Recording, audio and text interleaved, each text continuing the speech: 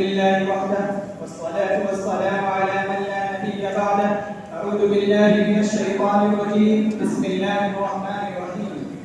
وإلهكم إله واحد لا إله إلا هو الرحمن الرحيم. صدق الله العظيم.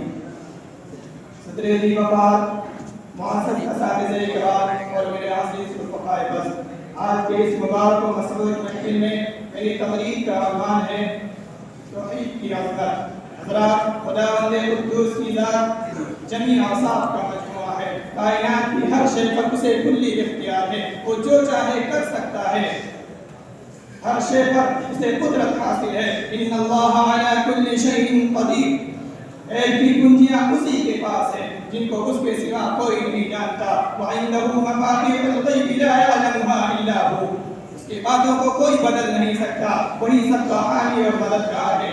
انسان اس دنیا میں جو کچھ کرتا ہے اللہ اس سے اس کا حساب لے گا. جزا و سزا کا مالک وہی ہے، انصاف کے دن کا مالک وہی ہے، وہی جبار و قہار ہے، وہی رحمان و رحیم ہے.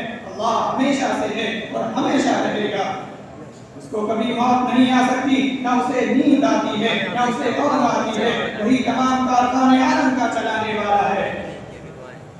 تمام بندے اسی کے مخلوق ہیں اور اسی کے محتاج ہیں. وہ کسی کا محتاج نہیں. وہ انسان کی شہرت سے بھی زیادہ قریب ہے. وہ ہر انسان اور جاندار کی آواز کو سنتا ہے، اور وہ آہستہ پکاریں یا زور سے، حتیٰ کہ وہ دلوں کی نیت کو بھی جانتا ہے.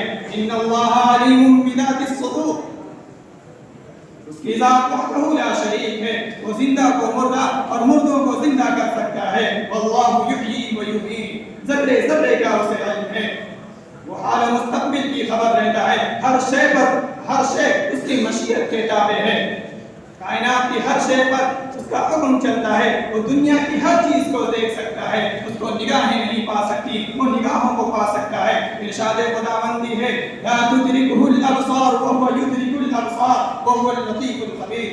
حضرات گرامی، یہی وہ عقیدہ توحید ہے جس کی دعوت کو لے کر انبیاء کرام دنیا انسانی میں تشریف لائے. ولا الہ الا اللہ محمد لا الہ الا اللہ کی آواز کو بلند کیا. اللہ کے سوا کوئی عبادت کے لائق نہیں، اس کے سوا کوئی معبود نہیں. اور قرآن نے توحید اعلان کر دیا ما لکم من الہ غیرہ. اس کے سوا کوئی معبود نہیں. وہ اکیلا تنہا ہے، کوئی اس کا ہمسر نہیں، کوئی اس کے برابر نہیں، نہ تو اس نے کسی کو جنا اور نہ وہ کسی سے جنا گیا. ارشاد الہی ہے قل هو اللہ احد اللہ الصمد لم یلد ولم یولد ولم یکن له کفوا احد.